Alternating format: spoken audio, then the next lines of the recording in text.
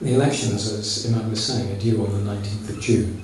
I don't think they will be on the 19th of June. I don't think they can get the candidates list vetted in time, but it'll be before Ramadan. Everybody's reasonably confident of that. They got pretty good registration rates.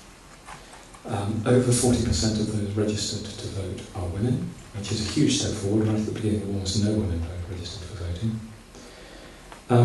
There are 2,500 candidates for majoritarian seats and 1,500 candidates for the party lists. That's 4,000 political party candidates and 6 million people. You've got a good chance of being a candidate. Getting in is another matter. Ballot papers need to be printed. We've got a problem in Benghazi. Benghazi is a 9-member constituency, and it has 253 candidates for the 9-member seat. Now you try designing a ballot paper for 253 candidates, and then try and get it through the slot in the ballot box. It's going to be a book. So challenges like that have still got to be confronted.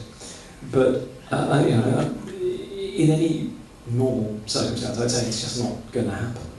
But I've seen Libya tackle, and Libyans tackle enormous challenges.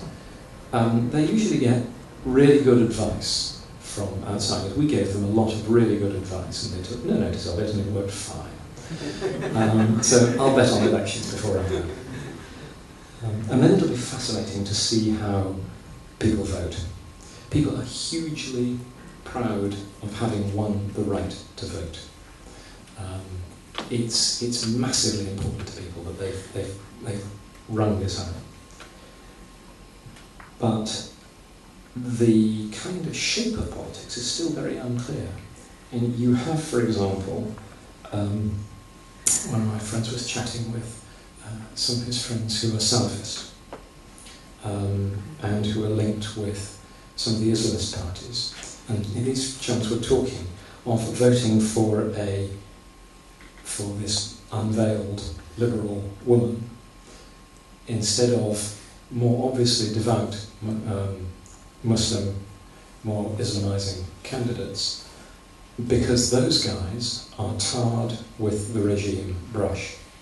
They may be Muslim, but they were close to Gaddafi, so we'll vote for somebody who is clearly clean.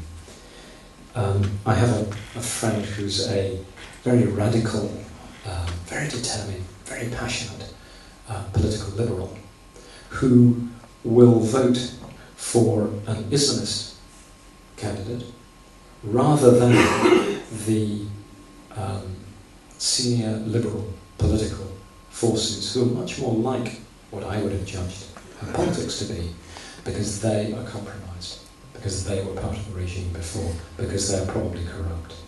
So who knows how that's going to work out? Fascinating and open an opportunity.